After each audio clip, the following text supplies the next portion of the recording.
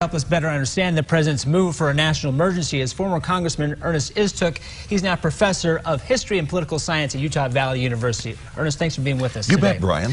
So does the president have authority to declare a national emergency at our southern border? He does not have authority based upon the Constitution.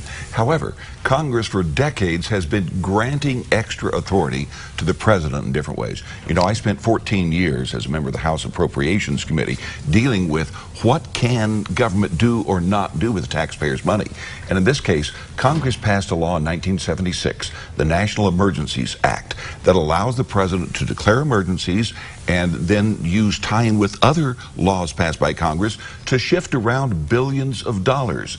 And that's what President Trump is doing. He's so not the short freelancing. Answer here He's using yes and no. Not under the Constitution, but Congress gave him this power, you see. So if they don't like the way he's using it, and I expect the Supreme Court ultimately will say this, it's a political issue.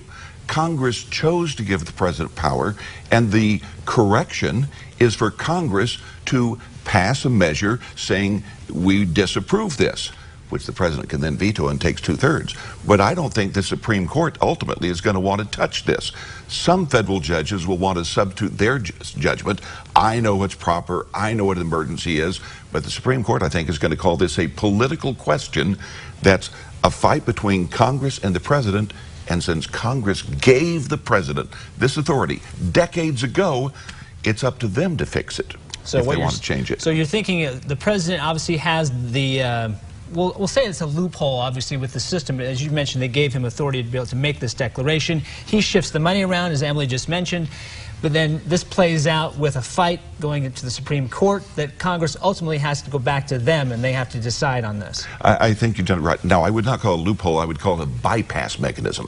There's all sorts of provisions that are put in spending bills that allow the executive branch to shift money around. They call it transfer authority.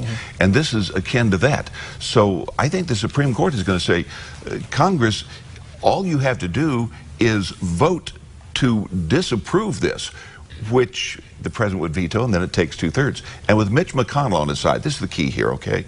And I think this is part of the deal for the president to sign the legislation that Mitch McConnell agreed he would support this emergency declaration. And therefore, it's extremely unlikely that would get a 2/3 vote in the U.S. Senate to override what the president is doing. So it'll take months to play out. But using both my lawyer hat and my crystal ball here, I think that ultimately the Supreme Court is going to say, Congress, you gave him this authority. If you don't like the way he uses it, you change it. There you go. So we've not asked the courts to fix it. The House Speaker's already mentioned the disapproval you mentioned, and of course, Mitch McConnell has mentioned he does support the president. If you want to follow the work they're doing at Utah Valley University and see what Ernest is doing there with history and political science, we have a link to the UVU website at abc4.com/GMU, talking with former Congressman Ernest Istook this morning. Thanks for being with us today. You bet. Thanks, Brian.